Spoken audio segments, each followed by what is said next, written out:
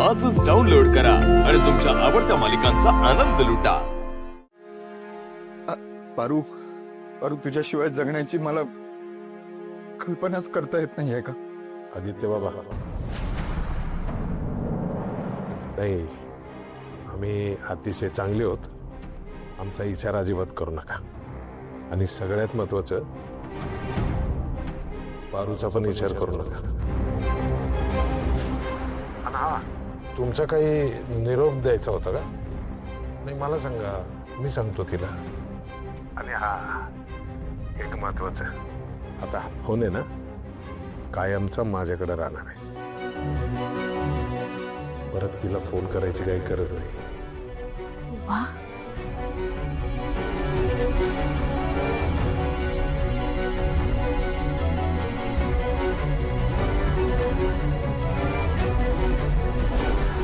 पारू तुला माझ्यासाठी परत यावंच लागेल.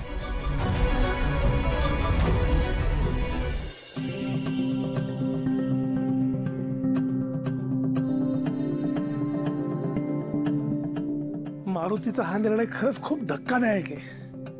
कारण कळायला हवं आपल्याला. श्रीकांत, मला असं वाटायचं की मी मारुतीला ओळखते, पण त्याच्या ह्या निर्णयानंतर त्याने माझा हा गैरसमज दूर केलाय. किती किती सहज लोक वर्षानुवर्षाचे ऋणानुबंध तोडून नवीन प्रवासाला चालू पडतात, नाही? मग प्रश्न पडतो की आपण इतकी लावलेली जी माया आहे, एकमेकांसाठी घेतलेले कष्ट, प्रेम, हे सगळं काय होतं? नाती, माणुसकी, आपलेपणा, हे सगळंच जर आळगावरच्या पाण्यासारखं उडून जाणार असेल तर माणसाने कशावर विश्वास ठेवायचा, कोणावर आणि का? बरं, यात आपली काय चूक आहे किंवा आपण कुठे कमी पडलो हे आपल्याला माहितीच नाहीये. अहिल्या, जरा शांत हो. हे बघ, मारुती आणि पारूचा जीव अडकलाय या घरात. मला नाही वाटत ते जास्त दिवस राहू शकतील या घराशिवाय. श्रीकांत, पारूशिवाय आता मी हे घर इमॅजिन सुद्धा नाही करू शकत. ती कधी आपल्या घरचा भाग झाली कळलं सुद्धा नाही. पारूशिवाय हे घर नाही चालू शकणार. पारू हवी घरात, पारू हवी घरात. खरंय.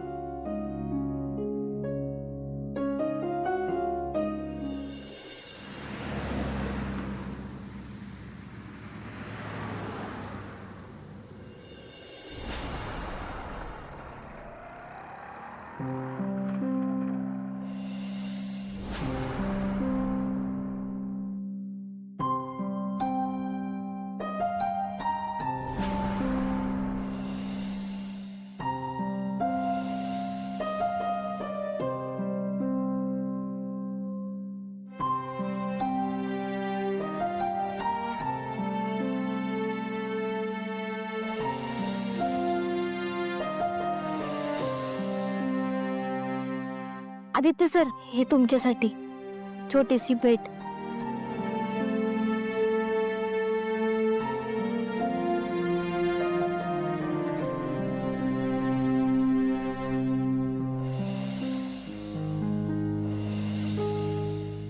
अरे तू माझी होशील का?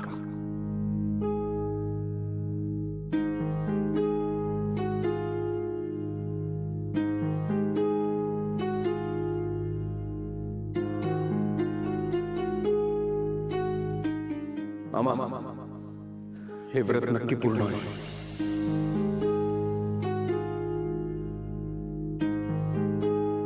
तुला आठवतंय, आपण एकदा गावाकडे निघालो होतो बघ, आणि आदित्य सर असे अचानक आपल्याला परत घ्यायला आले होते. आता बी आले तर परत आपल्याला घ्यायला यायची काय गरज आहे कुणाची? आपण कोण होत त्यांचे? अरे ढेगासनी नोकर मिळतील त्यांना. घरात सरो आणि वैद्य मरो असली गत असते या मोठ्या लोकांची. वा, आदित्य सर आणि त्या घरातली माणसं तशी नाहीत. तशी नाही आहेत का? मग आईल्या मॅडमला तुझ्या आणि त्यांच्या नात्याबद्दल का नाही सांगितलं त्यांनी? वा, सगळ्यांसमोर त्यांनी तुझा का नाही स्वीकार केला? मला माहिती आहे ना, आईल्या मॅडम कधीच हे नातं स्वीकारणार नाही. तुला लाख वेळाला मी सांगितलंय की आपली लायकी नाही त्यांची बरोबरी करायची. तर तुला कधी कळणार रे?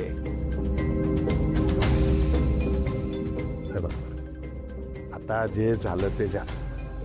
आता आपण इथली नोकरी इथलं घर सोडून निघालोय ना, आता त्या लोकांचा आणि त्या घराशी आपला काय संबंध आहे?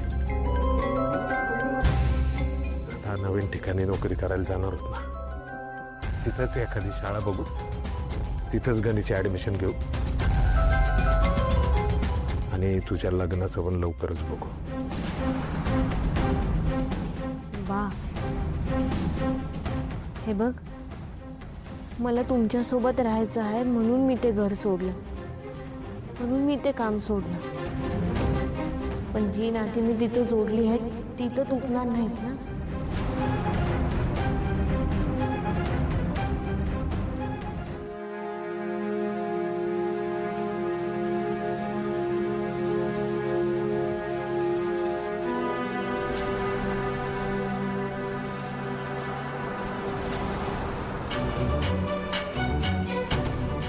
तायडे, आदित्य सर आल्यात.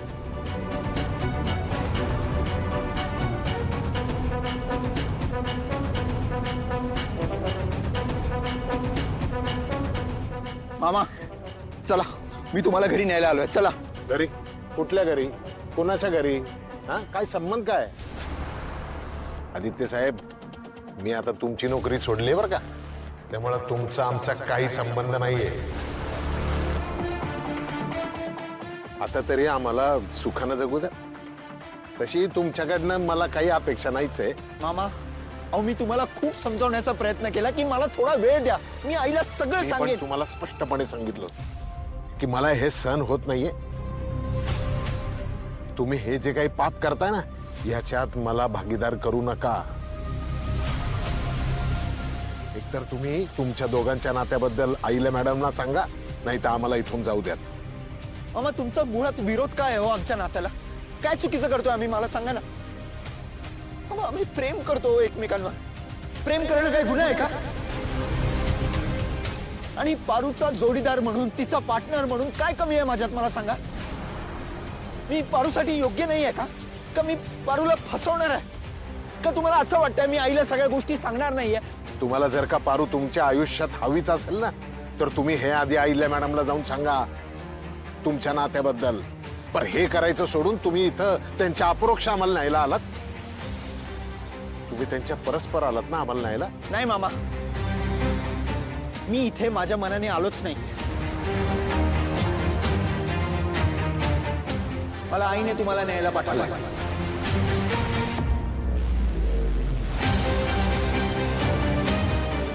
हेच हवं होतं ना तुम्हाला? हीच अट होती ना तुमची की मी आईला सगळं सांगावं? मी आईला सगळं सांगितलंय.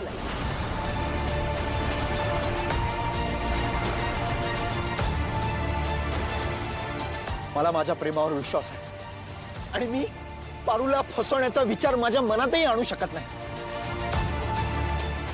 मामा, मी तुम्हाला थोडा वेळ मागितला होता, तो तुम्ही मला दिला नाही. पण आता मी तुमची अट पूर्ण केली आहे. मी आईला सगळं सांगितलंय, त्यामुळे तुम्हाला आता माझ्यासोबत यावंच लागेल.